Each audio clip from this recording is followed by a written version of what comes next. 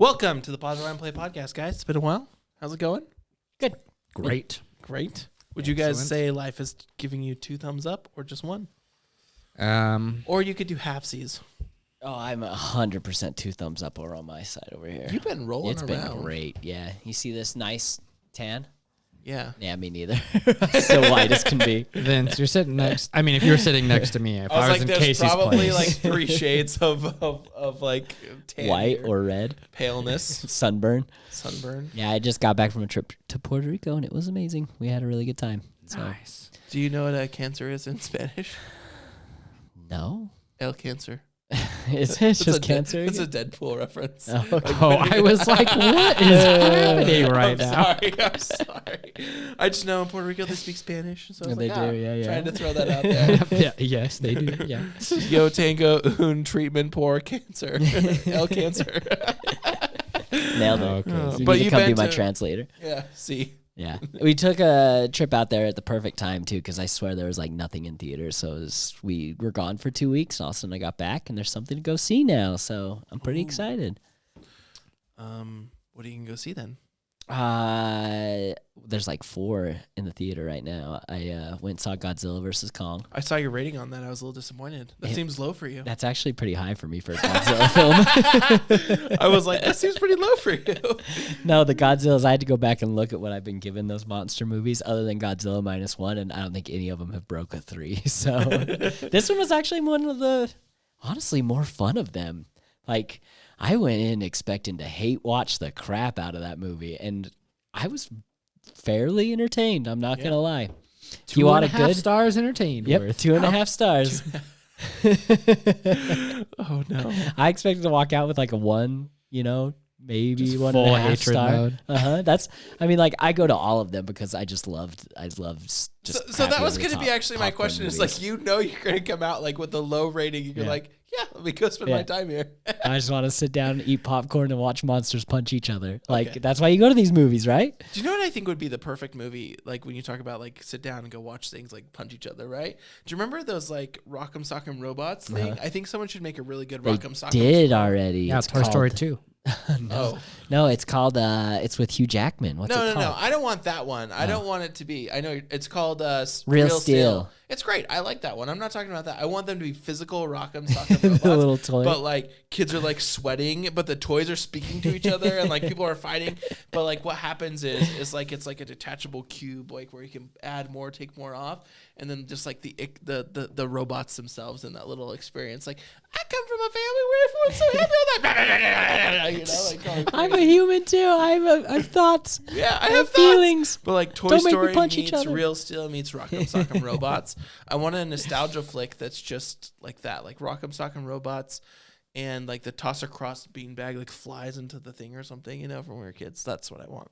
Sorry, that was a random. I like it. Let's get it. Let's make it happen. Like you talk about Start fighting that robots. petition. Someone produce it. Someone produce it. I just gave the idea. Throw it in ChatGPT, send it to a producer, then make it better without ChatGPT. Use your human brain. There's some other good ones out right now too, though. I want to go see Late Night with the Devil. That Yes, one looks really good. Okay, that's on Ali and I's list. I want to go see the Omen prequel. I think it's called the first Omen, right? Okay. That's what it's called, if I remember right. I've heard that one. Yeah. Civil War comes out this weekend. Monkey Man Monkey Man came out last weekend. Haven't Looks seen it freaking yet. good. I've heard like that one's doing really well, or that people like it. It overall. looks great. Yeah. It looks good. Ghostbusters came out. Still haven't seen the first one of this new series, but I might get around to Wait, there's one one of those. before this one that they used in a reboot? Yeah, Afterlife, I think it's called, Oh. with the Stranger Things kids. Also, can Kid. Finn Kid. Wolfhard. we Is talk he in about that one too? the one guy with the Yes. mustache who's still like crazy fit, who's in the original Ghostbusters, who's like old now but fit? He has the perfect mustache. Gosh, what's his name? I don't don't know. know. I'm not gonna lie. I've Slimer. seen the original Ghostbusters one time, and that's all I've seen Ghostbusters wise. Okay. And I'll also just take this chance because it's acting up again to apologize for my eyes. If you're watching on YouTube, they're just watery. You need some more eye drops or maybe. anything? No, I'll be okay. It just acts up. I'll be fine. Right. Well, I think there's a lot of good stuff coming out. Well, Josh, what have you been looking forward to, anticipating, and how's life been for you? Anticipating some sort of the same Civil War. I kind of want to go see it this weekend because there's no, I mean, you guys know I've been watching a lot of F1 lately, and so there's no Grand Prix this weekend. So I think I might take the chance to go see some movies. So that's the top one on my list. I feel like there's some more that I just like I haven't thought about lately because I've been like in a real like kind of just like TV kick where I've been like trying to watch movies, but I just like kind of end up like falling back on some You TV. just and finished like TV. Breaking Bad, right? Yeah, Recently? there's some good stuff out right now. I on just TV finished too. Breaking Bad, yeah. For like the 4th time. For like that, yeah, I don't know what time. Definitely something like that. Me and Cade, friend of the podcast, who's been on before, we both like Breaking Bad. We both like hanging out, and so Breaking Bad is a show that we've seen a few times, and so we usually just call each other on Instagram and hang out and chat and throw on Breaking Bad in the background. And I guess we've been doing it a while now because we just finished it. That's awesome. That's so cool. So we did that, and we watched El Camino as well, and now we're gonna start Better Call Saul here soon. So it'll be fun. Sticking to that universe. Sticking to that universe, and like, I mean, like, it seems like we're obsessed, which, I mean, I guess we kind of are, but just, Kate has moved away, sadly, does not live here close anymore, but because we always like hanging out and doing stuff, we are going here in a couple weeks to meet up in Albuquerque, see some Breaking Bad sites, play some golf. Can you still throw Just a have a good pizza time. on the Walter White house, or is that against the rules now? Yeah, it's against the I think rules. it always was. It always was against the rules. The person who lives there just hates everyone and everything, Yeah, which is 'cause it fair, always happens. right? Like, if people just kept coming to your Yeah. house and throwing pizza on your roof, you'd hate it too. At least put it on her doorstep. Why where she would can you eat still it. live there is the biggest question. You could sell that money for So the you house could sell for the big house money. for money? Why don't you turn it into like the Walter White Museum? you could do so much with it. But I mean, it's their house. I guess they just want to live there and people to leave them alone. So we'll go and we'll take pictures from a distance, I guess. They want to gonna live be in peace. Or just usually Sad. houses like that, they'll have like a little thing out front that's like, hey, if you're gonna take a selfie, like leave $5. And there's not like really like an enforcement of it, but They do that? you know, Venmo weird. us. I know that they definitely did that. We visited Jaleesa and I visited the main house from Shameless in Chicago when we were there. And there was that there, and I've heard of That's it cool. at a few Well, other I places. think like in Hollywood, there's some houses that have been in shows and stuff like that, and they have like a Venmo account. And stuff That's like cool. that. Send it because like Venmo's smart. upkeep, like all that kind of stuff. It makes sense. That'd be cool though. Sorry, I interjected with your Breaking Bad thing. I was just You're like, fine. I swear That you was- finished it. That's pretty much it. The Albuquerque. I don't know what else I'm looking forward to in theaters. There's a lot of good TV out too that we need to catch up on though. I finally got my So brother to much. watch Severance. Hey-o. Yes, He can good join us on job, the my train. friend. And I'm glad that you finally watched it. Scoot. Scoot. Any interest in Shogun? Either of you guys? Okay, so yes, I've heard about it. Yes. What are your thoughts on it? really quick? I just heard, like, anyone who talks about it, it's just good things. Mhm. Is it all the way out yet? Because they're I doing think weekly so. releases, I'm pretty sure, right? I think it is. I think the full first season is out, and I know it's already been renewed fully, right, for another season, if I remember right. I think it was just limited. Was I think it? It's Oh, just limited, so it's yeah, done I think now? it's just like Oh. 8 or 9 episodes done. See, Yeah, I kind of love thing. that type of thing. Actually, that's what I want. Please, thank you. I know. Me too. So I watched all the previews, and I was like, okay, I'm down to commit to this.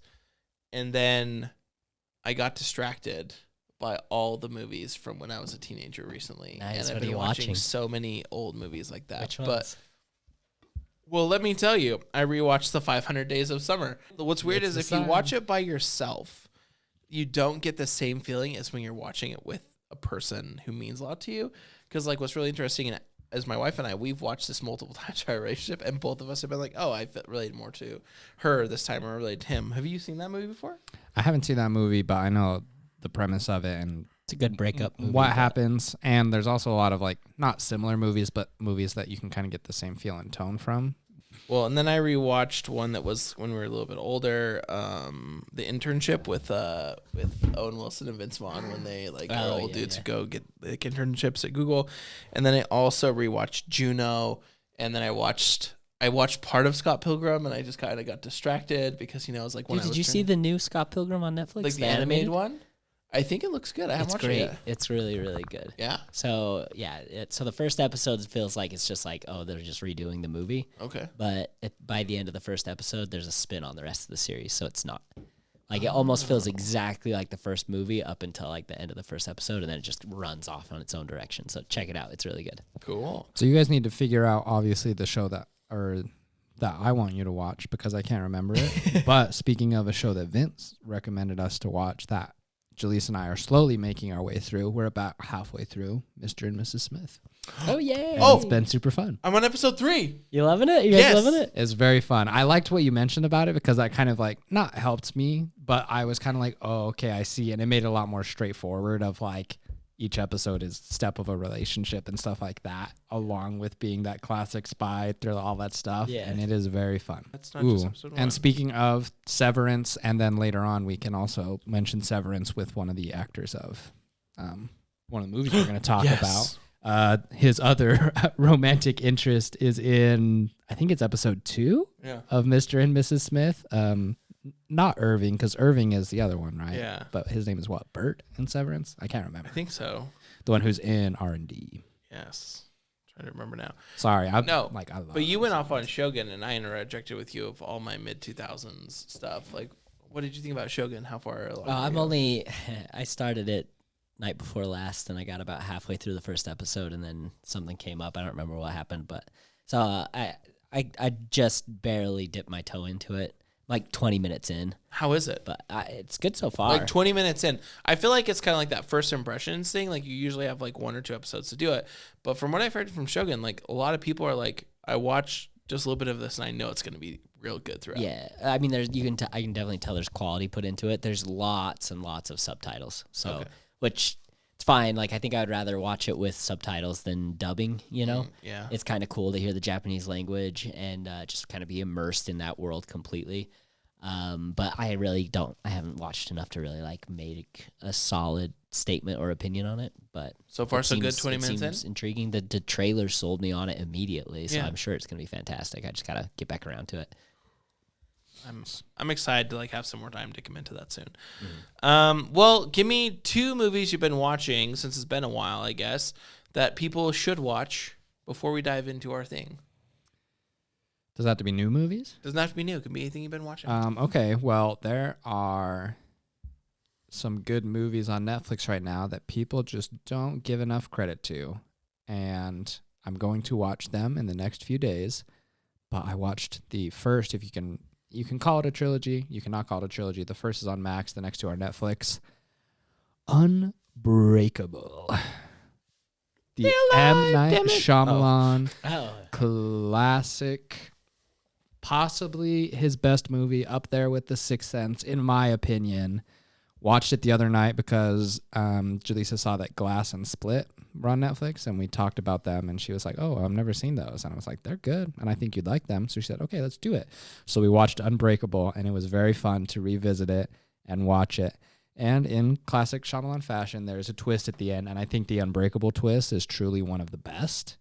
And it was so fun to watch it and just be looking over at Jaleesa because she hadn't seen it, and her just be like, wait, what? Like, so Unbreakable is great, and Split and Glass are also good.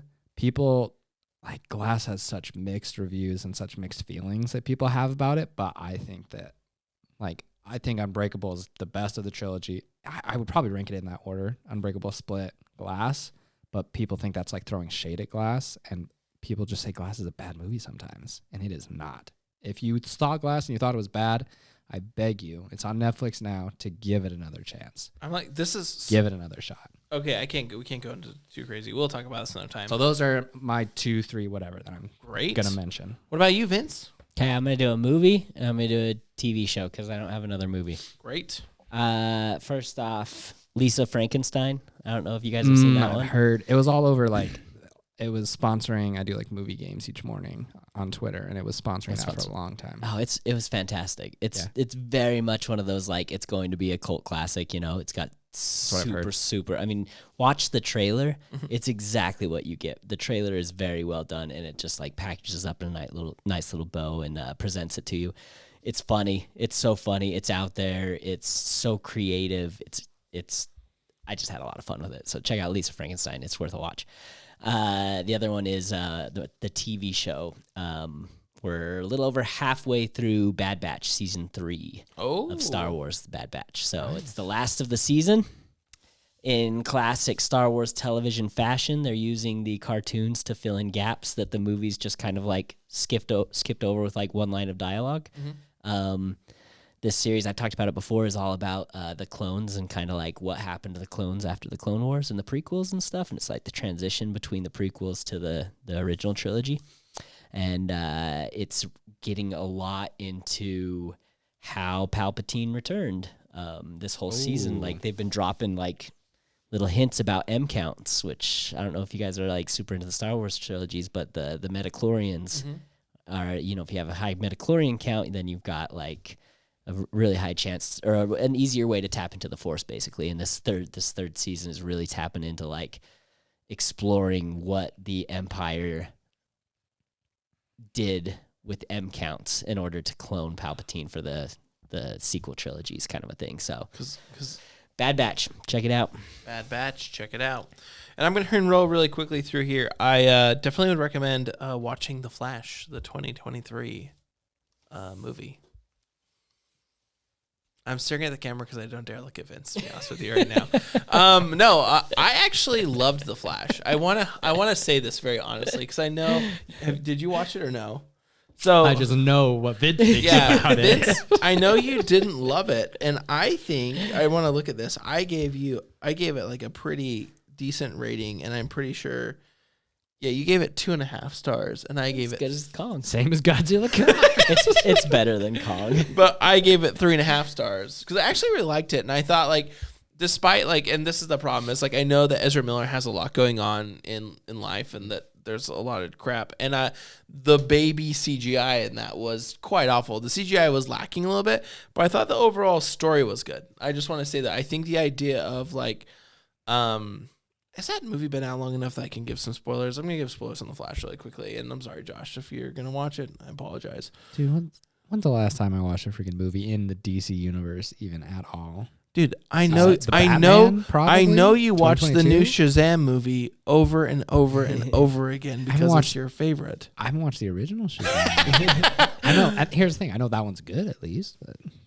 It's good. I like it. It's good. I like it. But what I like about this is like the Flash is like a very interesting character, right? Because it can move time, speed, all that kind of stuff. And so what I liked about it was kind of like for me and like just as a person, right? I was like, oh man, like I can't change every outcome or I can't predict every outcome, but I can like look forward in a good, like I can be accepting of what's going forward. And I thought the movie did a really good job of that. Kind of like go through the emotions of a roller coaster. And as you guys know, I love a good movie with a little bit of heart in it. I can't fight back a tear for too long. So it was really good. I enjoyed it. I completely agree. The storyline's awesome. The Flashpoint comic is really, really good. I feel like they missed some opportunities. Like I don't think they should have brought back Michael Keaton. I think they should have introduced the comic accurate version of Batman that they used for the storyline. So I don't even know about that. Like I'll tell you later. It's freaking cool. And then also I love Supergirl in it. Like, I thought she was fantastic. I thought she was so cool. That was cool. I like Supergirl, and I'm sad that they act like the full movie. Like, that's one of the things, like, I know that people are obsessed with Superman, but I love the idea of variations of, like, different people from Krypton or a different storyline of what came and what did, because, like, that was cool. I'm not going to go any further, but that was a lot of fun. And then I'm going to just call this one out, and we can talk about in another part of this, but I did watch Poor Things finally, and I thought Poor Things was a lot of fun. I think that, like, I'm not saying that everyone should watch it, right? Like, look at the rating, look at kind of the Parents Guide and whatever. So much fun. It's so much Disney fun. Plus. Though. Watch it, kids. Yeah, watch it. I know it's a Disney it's like movie, but Hulu on Disney Plus, something like that. Yeah, it's on there. But like, I'm just saying, like, be mindful of it when you go into it, because like I wasn't even fully aware. I was like, oh, but like in typical, you've talked about it, Yorgos Lanthimos fashion. I was like, this is a fun film. It's a little weird, little fun, and oh my gosh, what's his name now? The one who plays the Hulk, Mark Ruffalo. Mark Ruffalo. I loved his performance in it. Right, me too. He's great. And then I thought the supporting cast was fun and it was weird, but also Emma Stone just did such a beautiful job with her portrayal of the whole character and kind of like how it all works. And also Willem Dafoe, the man, the myth, the legend. I was going to say, I'll watch any movie where you just take a whole scene and just put a still camera and just look at Willem Dafoe burping bubbles. That was so weird. That's great to be. I forgot about that. My father removed my stomach. The weird, like, toad bubble. Oh, man. But it's great. I have one more that I want to add because I know you yes. watched it as well really quickly. We don't have to do anything else. Vince, you watched The Creator.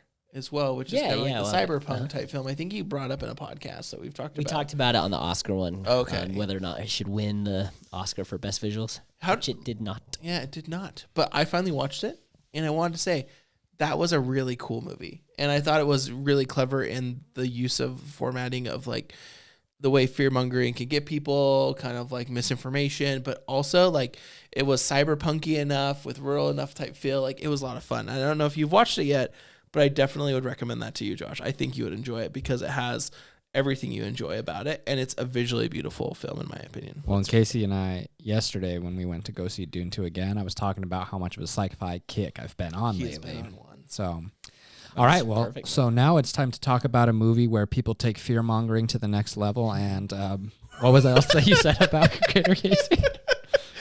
Oh man. Denny Villeneuve's Dune Part 2. Denny Villeneuve's Dune Part 2. Da, da, da, da. So Casey and I went and saw it last night. For the second time? Casey's first. His first. His third. My Oh, third time. How I went many- and I saw it twice, like because I went and saw the first time. I saw it in IMAX. So good. And then I went and saw it again like that same week because it was like really that like time where it was popping off.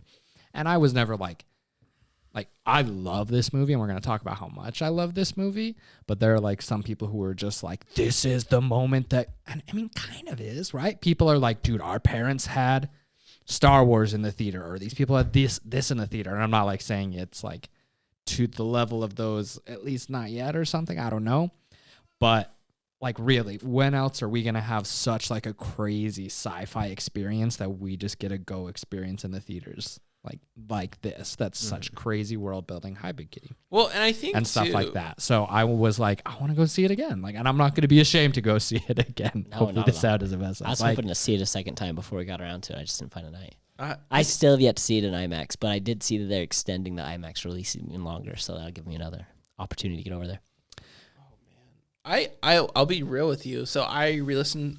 I listened to the book for the first time. So I guess read the book. I right, read for the it first time. leading up to it too. Yeah, I was like, I really need to see it. I really need to watch it because I watched, and I think I've talked about this, the OG David Lynch Dune. That's one of the things my dad and I watched growing up. I'm giving that so you don't make fun of it too much. It's a sentimental thing. But no, like we is watched that the that. one with Patrick Stewart, or is that a different one? Yeah, it's one of the That's the one with Patrick Stewart. OG Patrick Stewart when he had hair on the side of his head. Bro, he still looks the same, man. Yeah, he hasn't aged today. You haven't aged today. But no, I just kind of like have grown up knowing about it and playing games and like watching the mini series that happened in the mid 2000s. And I was like, I've never read the book. I don't know all the lore. So I started listening to it, and I was like, oh, we'll see if I listen to it like on regular speed or 1.5, just to get through it. And I listened to it on regular speed, so I didn't miss anything really. It was amazing. It was fun. And I say it was fun as in like I understood the world, the development, and like all of the big stuff. Because the problem is like these universes, right? Like, and if I'm wrong, please correct me. But the Dune universe actually is the reason we have Star Wars. Is the reason we have so many other things because so many ideas were taken from it, right? You can take original ideas and like put your own twist to them and stuff like that, and that's stealing like an artist is what everyone does. But it's so fascinating that you're kind of like, oh, this suddenly makes a little bit of sense of why this move's that way, why the first movie was that way, and now like I'm excited for the second part of the book, which was the second movie. So it was great. I've seen a lot of people argue on Twitter about that specifically because like people always be like, oh, Star Wars fans so mad, but Star Wars came from Dune. But then like other people who are like, actually, they both came from this other one that was before. And I'm just like, I don't What know. was the other one I don't now? really Like Probably now I'm Foundation. so huh? It's probably Foundation. I was like don't know. probably Foundation, Isaac Asimov, and I have been watching the series and reading. I like saw the books the other day at a Barnes and Noble. I was like, ooh. Well, here's the thing. The other part of this that's so fun for me, and I haven't read the books, and I think I'll keep it that way for now. I might read them after final movie comes out. What's so fun about this that I never really got to experience with a lot of these other huge sci-fi or fantasy franchises is being able to experience that world building like from the ground up and from the beginning. Just seeing these galaxies, these relationships, these just like crazy otherworldly things that still have like human undertones and emotions and stuff like that be built from the ground up. And I know that those things exist with Star Wars and fantasy world, Harry Potter and stuff like that. But just with, I guess I was kind of unlucky just with how I came across those movies growing up. I wasn't allowed to watch them when I was like a bit younger, like a lot of people did, and so they would go and they'd watch them in order. So I would just go to a party and they'd say, "Oh, let's watch this Star Wars, let's watch this Harry Potter." So my viewing experience of all of these were just all mixed up. It was all over the place. And it's not that that's bad, and it's not that I don't like those movies. I still do, and kind of same with Lord of the Rings as well. Got a little mixed up and stuff, but I've just never had like a sci-fi franchise that I was just completely blind coming into and was able to watch it from the beginning and go from there. And you guys know me, we like before last year, a couple years ago, when Dune was up for the Oscars, and I had like, I don't remember if I had watched it or if I had like just like been like, oh yeah, I've heard about it, and it's like, oh, okay, whatever. But I was like, it's fine. But then I finally watched it. I'm like, okay. And then I watched Dune 2, and I'm like, okay, I'm ready. So I'm glad because I remember you being more even kill about it. Lukewarm about it. Yeah. That's interesting because that's the exact opposite experience that I kind of had going into Dune 2, this last one. Because I've read the book twice now. I read it, I saw the first movie, and then leading up to to part 2, I was like, I'm going to reread the entire book. So I jumped right into it, and I was very distracted while watching Dune Part 2 because I was the book was so fresh on my mind that I had all of that lore already built up, and I was watching the movie more almost comparing the two, which kind of it didn't ruin it. I loved the movie. It was fantastic, and I loved the ways that they changed the book to the movie. Like, they did it for the better. I mean, for years and years, right? They used to say that Dune was an unfilmable movie, unfilmable book or whatever, that you could not make an accurate version. And there is so much that they didn't even like touch on in this movie that is in the book. Like, I'm pretty sure Denis Villeneuve got, like, when they asked him about why the mentats aren't in it, like the human computers, he basically said, oh, this is a Ben Gesserit movie. This is all about the witches. Like, I had to either choose one or the other and to focus on, and I chose the witches. So it's like there's so much that they didn't do.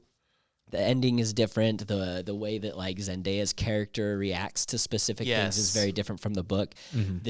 Straight up, there's a character that is basically missing. Are we gonna jump into some spoilers here? We should go into spoiler territory. I think that's okay. Yeah, if you guys that's fine. Okay. I want to talk about everything, and I don't want to be. So I guess just to wrap up my thought real quick is just like I'm a little bit jealous of you being able to go in just completely fresh. Yeah. But some of the people that I've talked to that have watched this movie have just been like, the first one was boring. There's nothing really happened. It's really slow, blah, blah, blah, And then the second one they absolutely loved because it's more human focused and relationship focused versus the first one they had to do so much world building. And so, I don't know. I absolutely love the movie as well.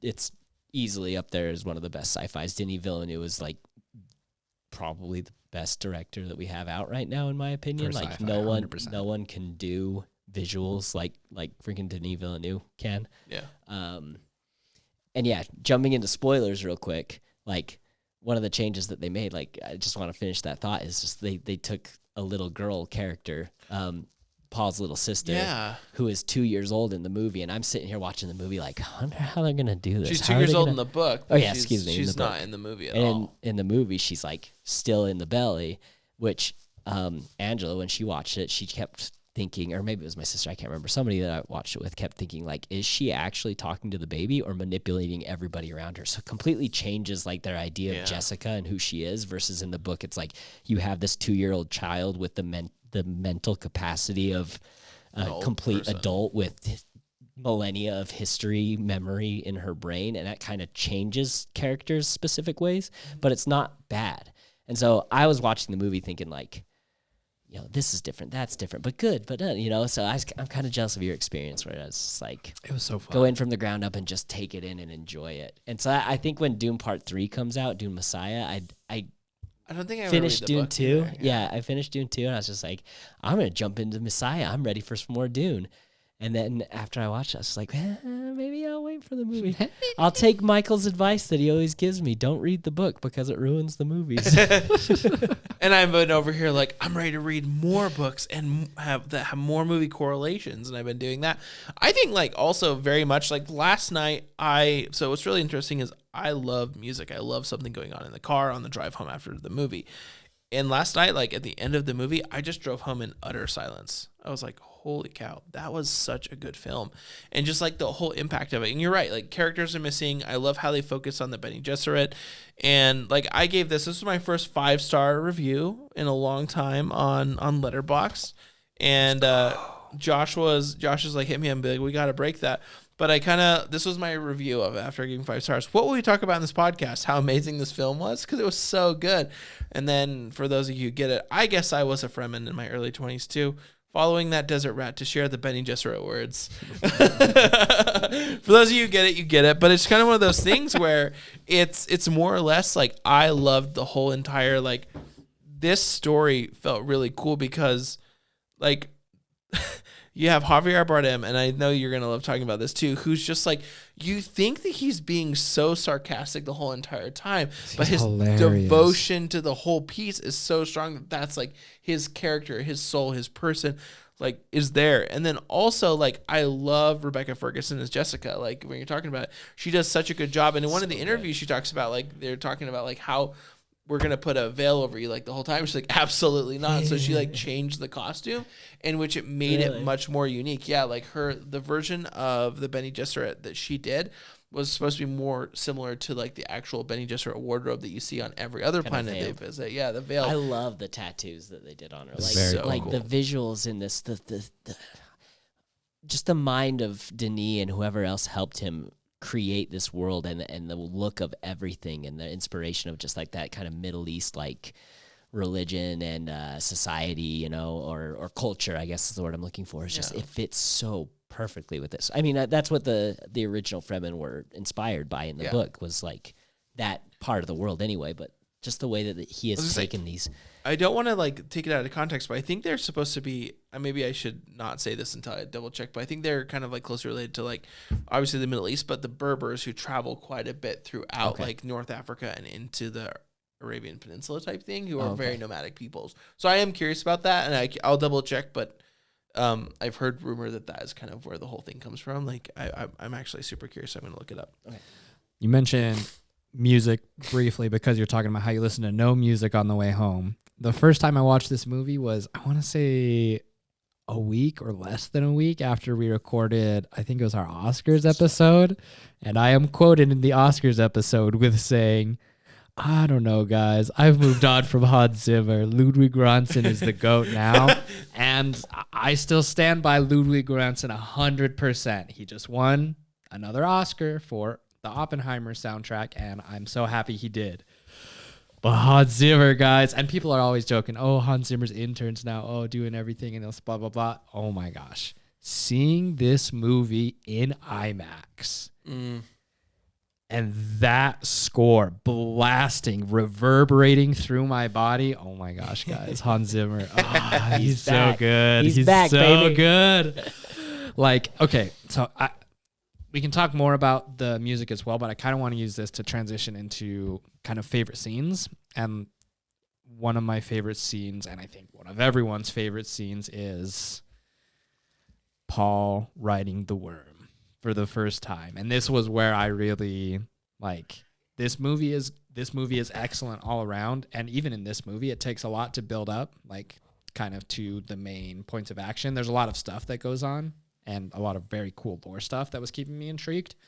But when this worm riding scene hit, and he, you know, this whole thing, oh, not that big, like, and then the worm comes, and he has to run over and get on it, and he's still getting slapped all around. And I was reading all about the behind the scenes stuff and how long it took them to film this scene and all the crazy stuff that they had to do.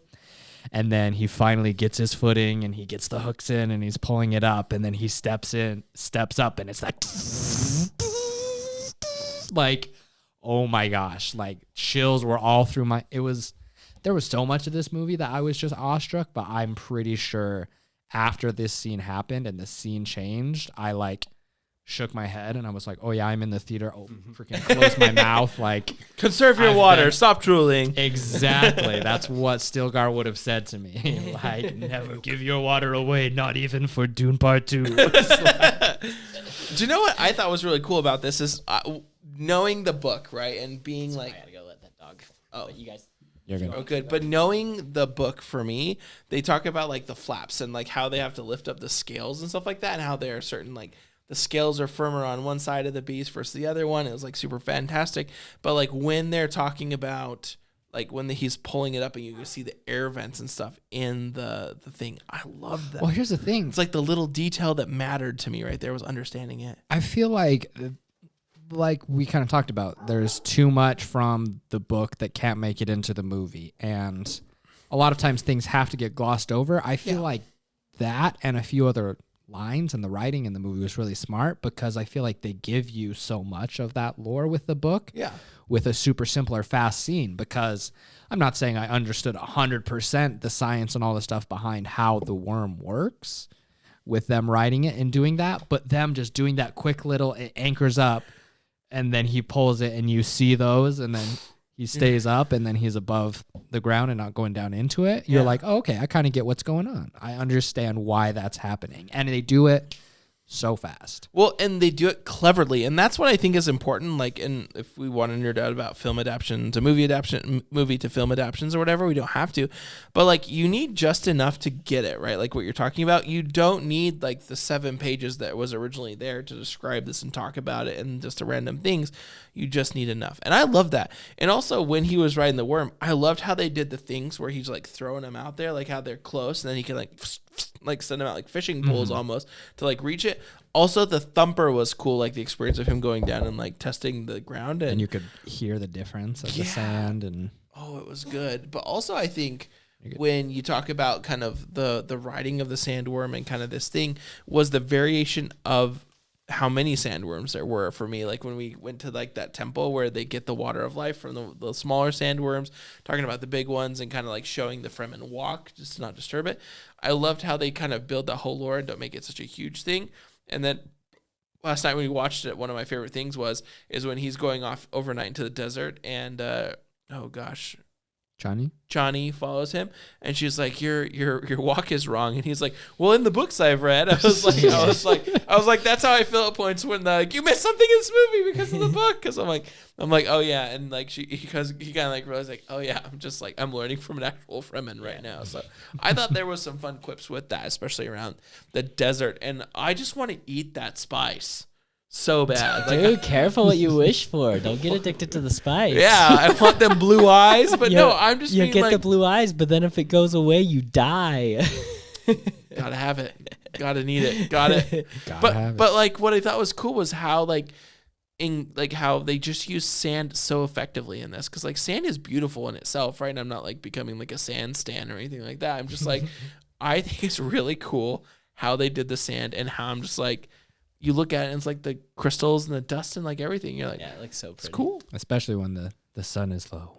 Arrakis is so beautiful when the sun is low. Yes. Vince, favorite scenes? I mean, you talked about worm riding. Man, there's a lot. Yeah, the worm riding scene's really, really cool. I think the one that immediately stands out in my mind, though, like, is the scene on, I can't remember the name of the planet, but the black and white planet. Gosh, something Prime. Joshi Prime. Yeah, like that. I just the change visually from going from just this beautiful like orange and red and sandy landscape to just this like stark black and white of this other planet was just like sun. It's just so crazy. And I was wondering why it was doing that in the trailers when they showed scenes. I was like, is this gonna be like a flashback scene or something? Like, what's going on here? Yeah. But I loved this idea. Like, I don't remember if I've talked about this on the podcast before, but I've talked about this a lot to people. But I love Star Wars. You guys know that. What? One of the things about Star Wars is no matter what planet they go to, it still just kind of feels like Earth, you know, because they always can breathe the same air and everything's kind of, I mean, there's like different aliens and stuff, but it's not like, it always kind of feels like a different version of Earth. Anyway. So somewhere else on Earth? Yeah, this idea of a planet that has a black sun that changes visually everything when you go outside. So when you're inside, you see color because the sun's not affecting you. But as soon as you walk outdoors, all color vanishes and everything is just like the stark contrast. And even the fireworks are not like light. Oh, you talked about the ink blot fireworks. Ink blot fireworks. Yeah, it's just like so interesting and visually cool. And makes you feel like legitimately I'm on another planet. Then he did it again in the first movie when he goes and you see the scene of the planet where the the warriors are bred. Oh yes. If you guys The remember that at all. Sarkin. Yeah, That's what they're called, right? the Sardaukar. Sardaukar, Planet yes. Sardaukar. Mhm. that's He what does it's such a good job at creating these worlds and like presenting something that feels and looks just completely different than what you're used to in other planets. The That Sardaukar whole tattoos, now that sequence. you're bringing that up, was cool. Like, I love the Sardaukar. Actually, you know what's really cool about like the homeworld of the Harkonnens when you're talking about this, Harkonnens, right? yeah. Is that it shows their ruthlessness. Like, it shows why they're so ruthless. Like, inside is different than outside. Outside is harsh, it's blinding, it's aggressive, and then the whole entire stadium right there was so cool. I love the geometry of the stadium, but the celebration, and like I loved how like, you know, like you see the one Harkonnen guy who's Dave Bautista's character, and he's just out there, you know, freaking out and doing all these things, and he's a little bit more different in his rage and his unhingedness. And then you go see Austin Butler's guy, who I'm just also forgetting his name. Fade Ralpha, thank you. And that guy, like the way he does it is so scary and just so, it's so impressive how they did that. And just like the scene where he like licks the knife and it's not sharp enough or something like that, and you're like, yeah, I just saw you did. It definitely is sharp enough. And like how he has like cannibal concubines, I don't even know. Dude, yeah, That's he's not from the messed book, up. right? That's what I've heard. That's like, No, Fade in the book. I don't know how much you want to get into it, but he's not as. They make him much more of a threat in the movie than he is in the book. He's a little weaker in the book. He actually loses the fight in the stadium in the book and actually has to use a cheat word in order to. There's like a cheat. He has a code safe word. Yeah. Anyway, I won't get Safe into word, that. safe But, word. but they did a good job making him definitely like a kind of rival to Paul in this one. Well, and Like the mirror of Paul, of what Paul could have been if he was raised Harkonnen and not. I've spaced everybody's names in this. And not if you Atreides? would've- Not yeah, Atreides. Atreides! If you would have talked to me, Duke Leto if we Atreides. would have done this a week ago, man, I was on the ball back then. Just ask Angela. on all the She's stuff. like, what are you talking about? Well, Yeah. cool, like behind the scenes stuff, which I heard they had to do really interesting work for costumes and everything like that to give the world such a crazy appearance and stuff when they were there. They filmed it, you know, it ends And up looking in enclosed. black and white. They filmed it in infrared.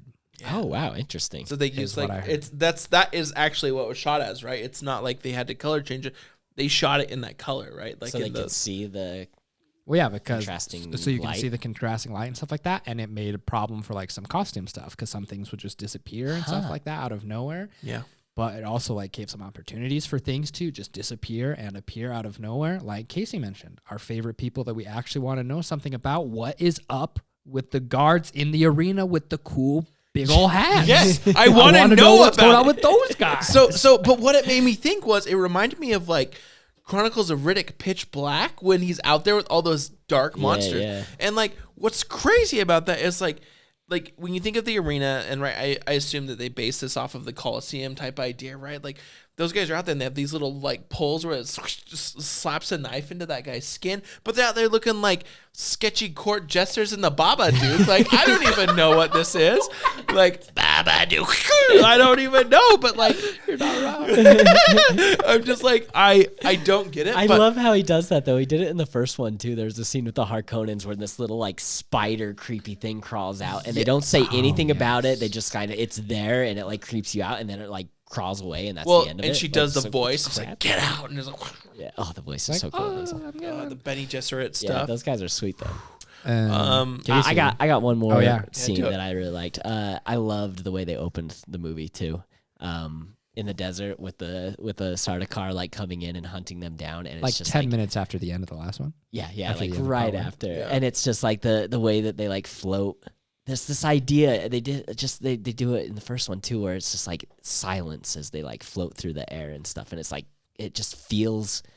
Watching it it feels unnatural, kind of watching them do it. The but way it's they so, did it was so And those so are cool. And they just start falling. those out are of the sky. Harkonnens. Those aren't Sardaukar. Those are. I was gonna say those are. Those are Harkonnens, Harkonnens. right? I They're think on they're Sardaukar. Sardaukar disguised as Harkonnen. Because in the book they are At least disguised that's what as it was in the Harkonnens, book. right? That It's makes been- sense. It's been a while since Okay. I've seen the movie. Because I just like because look at the outfit directly, and I'm Yeah. like, that's what it is. We're getting into the politics of things. Yeah, because the emperor, the Sardaukar like, technically it's the weren't Harkonnen. there. It was just the Harkonnens in the book. I remember. Basically, the emperor wanted to get rid of the Atreides, but he couldn't do it without upsetting all the other houses, and so he basically manipulated the Harkonnens to kill the Atreides family for him, and gave him all of these Sardaukar, sold him the Sardaukar so they could come in and help. Wipe because him out. that So he makes couldn't sense. have any proof that he was there. So all the Sardaukar were like, And the in Sardaukar disguise. are also like Because from they're the the ones who prison came to life, planet, and they did a good job of putting all the scars on the side of their heads because they're straight up implanted with something in order to control them. I guarantee it.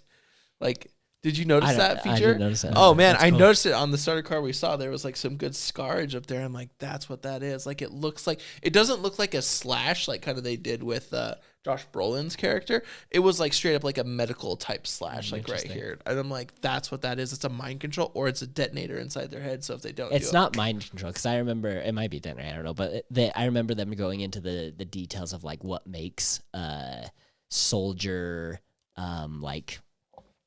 like attached to their leader or whatever, you know, like what makes a good soldier die for the cause or for the people, and it's basically raising them in a Fremen environment where they're basically on the brink of death always.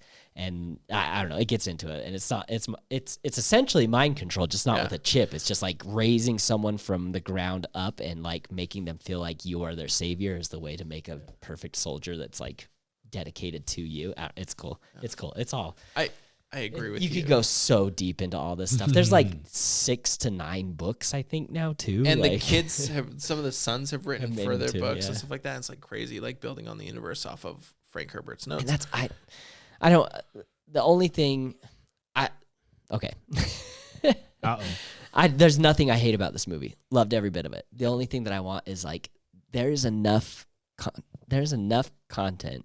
There's enough world here to make so much if you wanted to really explore it and get into it. But I feel like that goes, I agree with you, but I feel like that goes to where we lose the quality if we keep building this way. Because there's no film series, save Harry Potter, that continuously improved the story and how they pushed it. I'm saying that sarcastically. There's Harry Potter has no the most way of it. we could get This movies quality. of this quality and visual and these visuals Yes. and make enough of them to tell the entire detailed world and story. Yeah. Like if we did a TV show, the budget's going to have to be cut way back. It's not going to be nearly as visually pleasing as this. So there's no way that I'm not saying like, oh, I wish I had a TV show instead of a movie.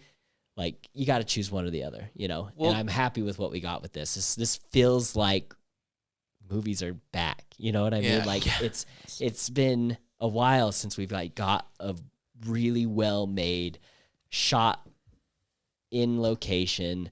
Visuals look incredible. CGI looks awesome. Storyline is great. Like I would not trade this movie for a series at all. Like 10 out of 10, I agree with you. I just want to say what I loved is that so much of this is filmed on location. And I think that's what made it That's what makes special is because not on a green screen or on the void or whatever they call it. yeah, like Rebecca Ferguson talks about this. She goes, sorry, I'm obsessed with her right now because of Silo and stuff like that and like stuff I've been watching.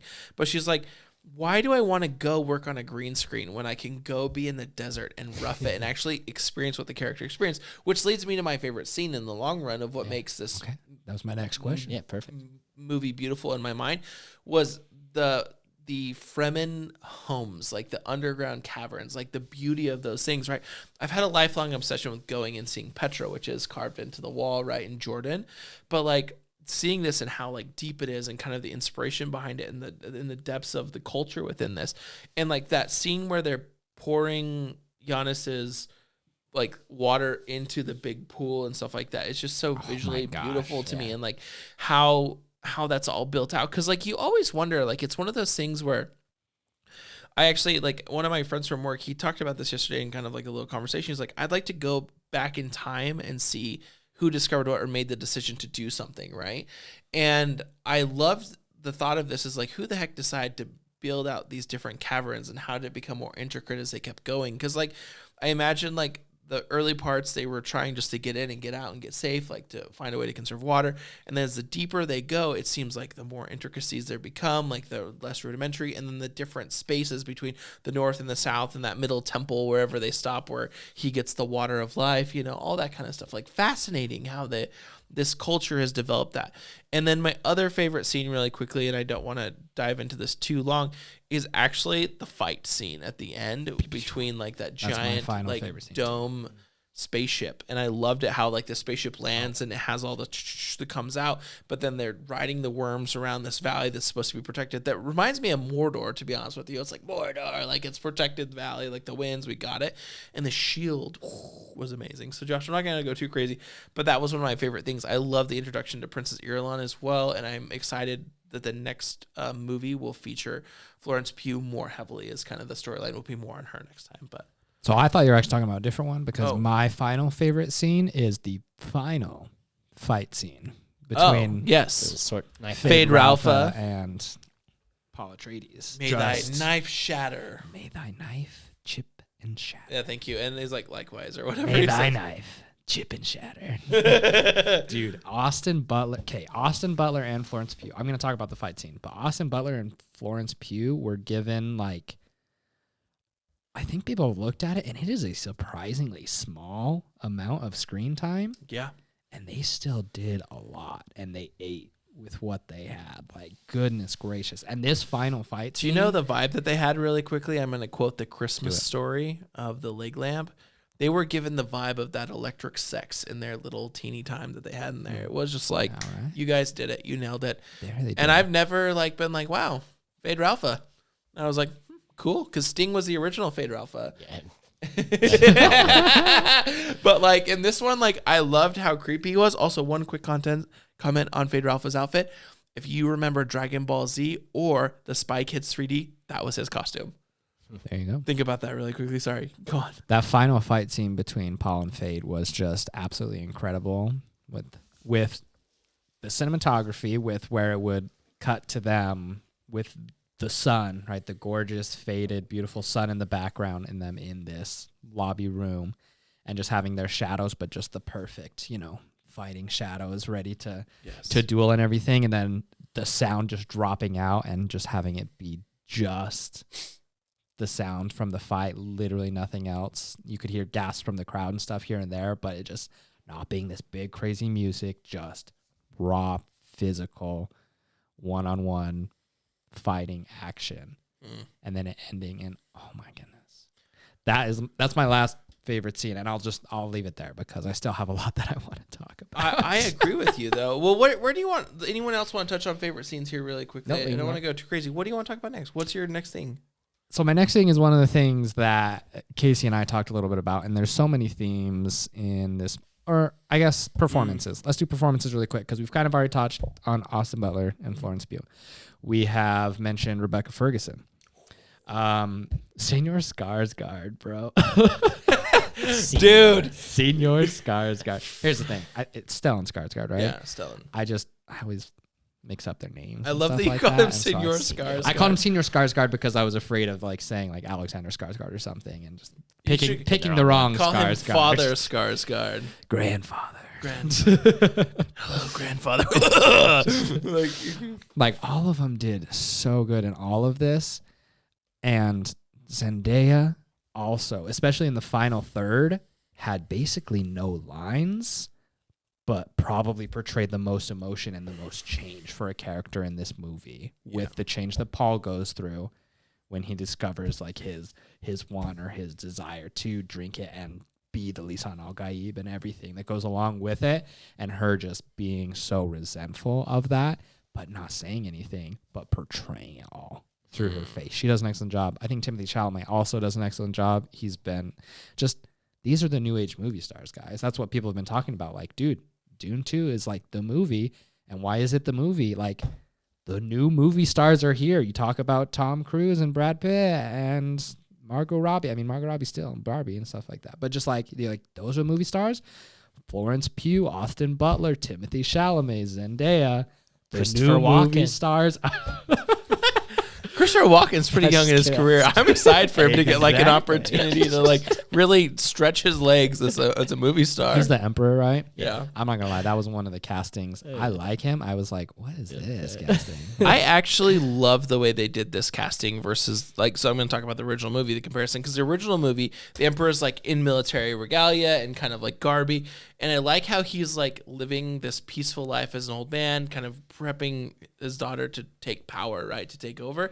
And I kind of like that. I kind of like the idea that this is a man in kind of the last season of his life, sharing wisdom, imparting wisdom, trying to make sure that like he is passing on, like as the Paddy Chai Emperor, however you want to say it. He just like prepping this out. And I actually thought it was very appropriate, but like the weird thing about power, especially I think in the Dune universe, is Leto Atreides talks about it in the first movie of why they won on Caladan was by air and by sea, right? And that's how they had that power.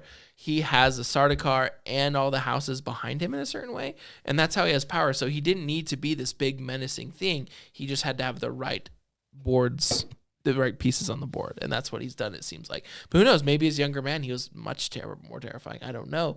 But like the one we saw was great. You want to know my favorite difference between the 80s movie and the new movie? Yeah.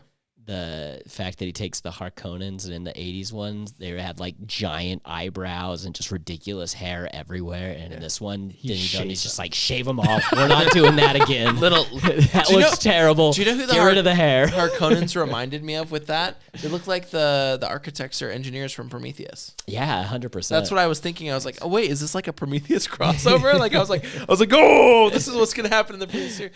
I love that actually as well. And also, here's the thing: is like Baron Harkonnen, and they talk about it like when they're sucking the water from the Harkonnens at the early in the movie, like, oh, these are like chemical filled bodies, right? They're not great. But like Baron Harkonnen in this movie versus old movie, like he's ridiculous in the old movie, and in this one he's like actually threatening, menacing and threatening. And like the one part, because I think it took like 4 or 5 hours for him to get in that fat suit every day, as far as I understand. It was a long freaking time, but like his way he portrayed the suit so well in my mind. Like I didn't believe it was fat suit, but like you get the bloated and how he has like the mechanical lung going with him, and how he's just like a monster and just become smoking this just like lazy emperor, just like sits around and just smokes hookah, smokes and manipulates politics and what's the oil bath. Yeah, you want? I want to sit in the bath. I don't even know what it really does, but I'm like, this oil bath is kind of tempting. Like, is it a hot tub? Is it a cold tub? Like, is it a hot tub, a cold plunge? Like, what health benefit am I getting here? Is he just like, he's down there like, breathing? He also reminds me of Jabba the Hutt meets a toad, like opposite kind of weird way, but just a terrifying toad. Back to acting. Sorry, did you have something you want? I was going to say that if you have good acting, we can do that, because I have one final bad acting thing, and it's a bad acting thing, and it's something that makes me sad, and it's like really I think I have a couple, but my real one nitpick of the movie, Dave Bautista, bro, he's freaking angry Drax again. And in all these interviews prepping up to Dune 2, he's talking about how Denis Villeneuve believed in him and how he's doing such great work and how he inspired him to do all this stuff. And then he's angry Drax. What the F? Oh my gosh, that's it. I get it. He takes that anger to like an 11 sometimes too. I was just like, that's a little, take down a little bit, man. I agree. And Bautista's got it in him to be an artistic, like interesting actor. Like what he did in Blade Runner was fantastic. Yeah. When he's withheld and kind of quiet, and it's just like this giant man and this like quiet man in this giant body. You know, like I still have faith that he could be a fantastic actor when given the right roles. No, I haven't seen it yet. He's also fantastic in that as well. It's one of his defining roles, I've heard. So here's my thought on kind of the unraveling of Dave Bautista's character in this film is like he's had the planet once before. It was taken from him, and now he's required to regain full control in such a short time. I agree. Angry Drax-esque. However, it makes sense for the character in knowing it. Yeah, he's given an impossible task. Yeah, like the Harkonnen. It's almost like typecast. What's his name? The Baron like gave it to him with the intention of forcing him to fail, so he could put Phaedra in charge afterwards. Vladimir Harkonnen, because he wanted Bautista's character. Sorry, I'm going into the lore. I can't. Yeah. He wanted Bautista's character to force the Fremen to view Fade as more of a savior character coming in and taking over, like taking Bautista out of power and being like, I will treat you better than this last guy did. Because Yeah, I'm not gonna go into He's this. terrible. I think what's really interesting too, and I guess I want to call out, if you guys are good, just one more quick thing before we dive into the next topic really fast, unless you have more.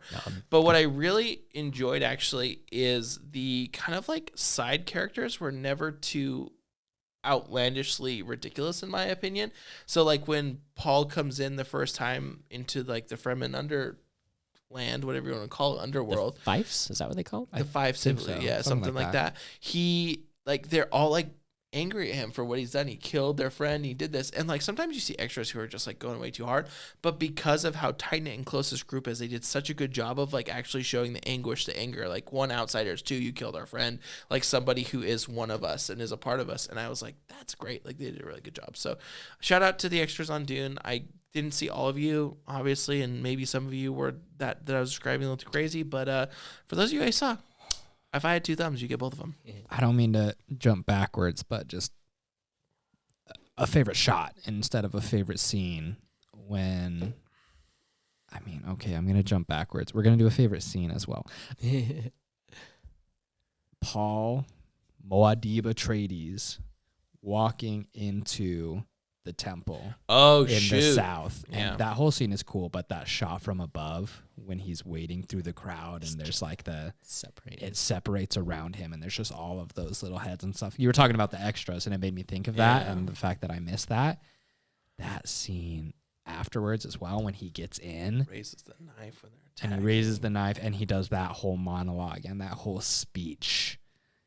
It is just crazy. And to see Chani's reaction to it as well, and then to just see him take on this role that he had been trying to sort of Avoid. distance himself from, literally, for so long until he knew or had heard from the voices that he needed to go south to see in full what happened, and that was what eventually convinced him to. He does this scene where this is where I'm like, oh my gosh, Timothée Chalamet. Like, yes, you did so good and so incredible. That whole scene where he goes up to each of these leaders. Well, because it's so crazy, because even at first, even people believing that he's the Lisan al-Gaib, when he goes in and just starts breaking their traditions straight from the top, everyone's ready to fight him. Mm-hmm. Everyone is saying, you cannot do this. This is what's happening.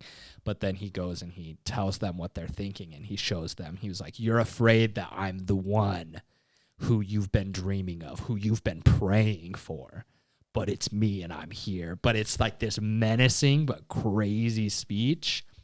It's insane. And it's insane for other reasons, which I also want to get into later. But I love that. Well, I think, I don't know, sorry, do you have an addition onto that? Well, I think what's cool is I want to transition now into kind of what I think could possibly be the final section of this, would be like talking about like the craziness of the, like, it's not craziness, but like the amount of religious context and overtones into this that like fits so many spaces, but like without it, this movie wouldn't make sense, right? And that's kind of like where my comment earlier, like I too was, you know, following it as a rat and doing all this stuff for the Bene Gesserit, but how like powerful the conversation around all the religious stuff in it is, because you have like Chani and her crew over here who are like, no.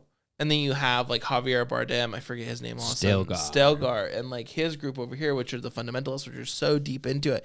And then you have this like, he's too humble to admit that he is the Lisan al-Gaib as written. See, and that's what's like fascinating, is to like really look at it, because there's so much of this that you like it's relevant to real life, but also they portray it so well and make it what it is. I don't know. Like, yeah, Casey and I started talking about this a lot last night, and the religious commentary on this and the amount of parallels it draws into our world in multiple ways, not for one religion specifically, but for a lot of religions, and not in just like a straight up like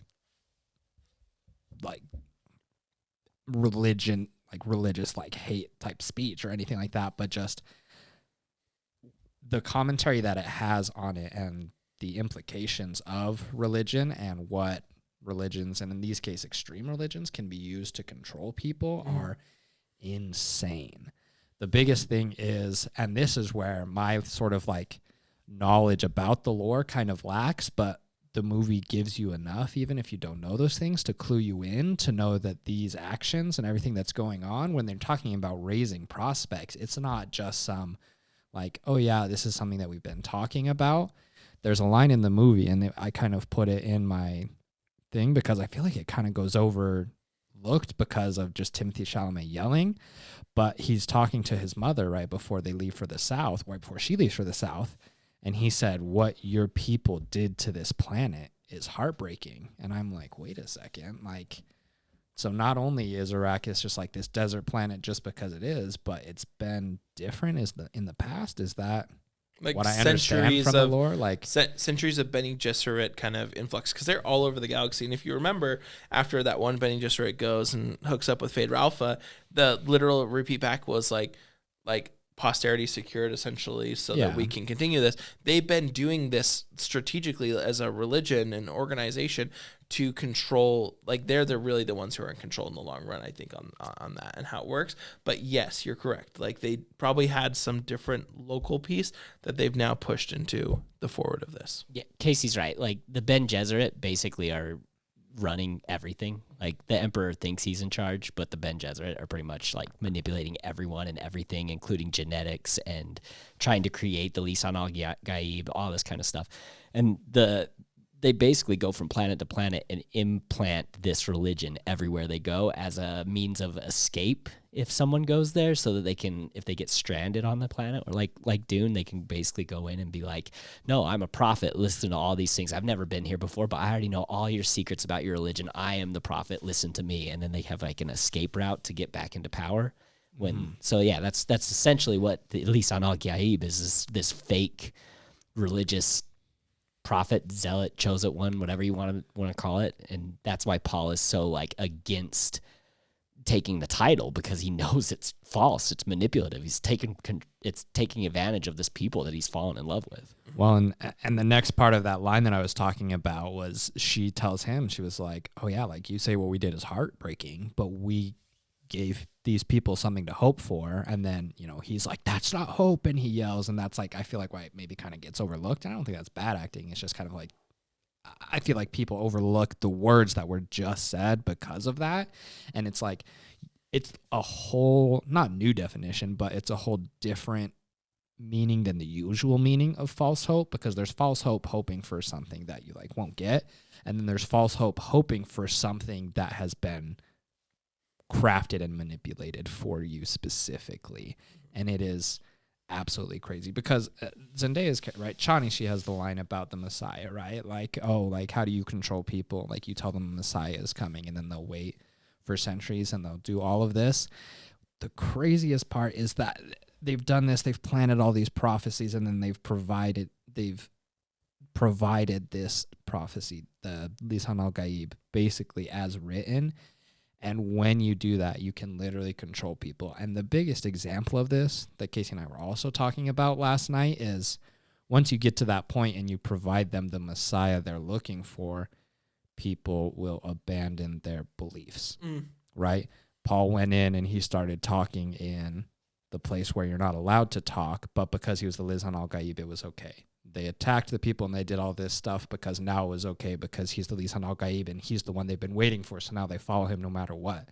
At the very beginning of the movie, you have Jamis' water. You have, even when the Harkonnens have the dirty blood, but it's good for the cooling systems, they take care to harvest and use the water from every single soul, every single person that they can, because that's what they've done. That's their religion. That's what's sacred to them.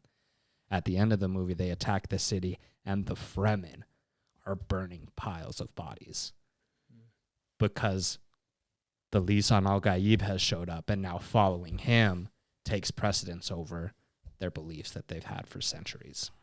Well, and one thing that I think is really interesting is they're getting on ships to leave. Like, in the book, correct me if I'm wrong, like his whole idea is to not start the global jihad, and that's what they're going to do. Like that's really what's happening. And maybe I don't know anything further beyond this. I haven't read it. Yeah, me neither. But like I'm like curious. I'm like, but he's trying to avoid this whole thing happening the whole entire time. And then at the end, he's like, fine, if the other houses won't accept me, I'm going for it. I'm like, and he takes the Fremen from their planet out, which the only goal of the Fremen, if I understand right, in the book is to make it a safe place for them to restore the water, to build it into this space. And I think that's really interesting. Like you talk about it, like what changes people as they see the signs, as they do things. And it's very interesting. Like if they're waiting for it, you know, it's kind of like if you play it, they'll come. But if you play it too hard, they forget what they really have been waiting for and what they've really been doing. Because like, why couldn't he have just kept Dune safe? Like, why couldn't Arrakis have been just a great place? Why not? Just like stay here, do your thing. Do you have to do it? Why couldn't you have talked to the Paddy Shaw Emperor and said, "Cool, it's our planet. Get out. We'll harvest spice. We'll manage. We'll own it." But like, see ya. Do you want me to keep on being that guy of Will in the book? Yeah, do it. Do it. That's the biggest difference one of the biggest difference of the book versus the movie is the book ends very neatly in a tight little bow, where Paul does ascend to emperorship or whatever. Yeah. Like it ends with the big meeting, or the standoff between him and the emperor. Phaedrotha gets killed. He goes to the emperor and he tells him, "I'm going to marry your daughter. I have control of the spice, so I have control of everything. I will destroy it all unless you guys listen to me." And everybody in the room is just like, okay. And everybody's there. Like everybody shows up because they want to watch the fall of this prophet. So all the different houses are there. The emperor's there, and he stands there and he says, "I'm going to nuke all of the spice, and I'm going to get rid of all of it unless you guys kneel to me. I'm going to marry your wife. I'm going to withhold everything that we've set up. We're going to continue this whole thing so there's not a holy war." Yep. And Shawnee's like, "Yeah, do it." Like, she's like, "I get it." And he's like, "I'm going to marry the emperor's daughter. I'm going to marry her, but I will never have sex with her. She's my wife only in name, and that's it. Shawnee's my one true love." And Shawnee's like, "Yeah, we're good." And the emperor's like, "Okay." And the rest of the houses are like, "All right, let's do it." And then that kind of wraps it up. And then his mom, right? Like, doesn't she say, like, who will be remembered is not the queen, but the concubines who influenced the most, right? That's because that's Jessica's whole thing is she never ended up marrying Paul's dad, and that's like her one regret is like she always loved him, and so she's like, yeah, it's the people. Yeah. Sorry, I interjected that's that. I probably said it That's a worse. great point. No, you said it way better than I did. Okay. Well, anything else you guys want to add before we close out the podcast? This movie is so good, guys. It's gonna take a crazy movie to remove this one from my number one of the year. I'm going to say that pretty early. And who knows, maybe recency bias will push it and do something like that. But for right now, it's at number one, and it'll take a lot to knock it off. I'll send you this podcast when you don't put it as number one at the end of the year. So, well, anything else from you, Vince? No, I love the Dune universe. I absolutely love everything about it. So this movie's incredible. Denis Villeneuve is a master artist. I can't wait for Messiah to come out, but at the same time, take your time with it. I'm patient. Like you, I enjoyed this movie. There's nothing I found as a crying. fault of this film. So Josh is weeping tears of joy over the goodness of this movie. If you haven't watched Dune and somehow watched a whole spoiler-full podcast about Dune, I hope you'll watch it now. You should definitely check out the original Denis Villeneuve filming of Dune. If you want, go look at the old David Lynch film to see how far we've come. And finally, please check us out on our socials. Give us a follow on YouTube. For those of you who subscribe, follow us. Thank you so much. And any feedback or comments that you guys have for us, please let us know. We do want to understand more of the Dune universe. While I may have listened to the book and Vince has read it twice, there are plot holes in this that we don't fully know. So if you know more about the lore between the Harkonnens and the Atreides and the other houses and whatnot, please let us know. And what should we expect from Dune Messiah? Anyhow, thank you so much for tuning in to the Pause, Rewind, Play podcast. Guys, thanks for doing this still. Appreciate it every time. You guys are the bee's knees, and we'll catch you next time.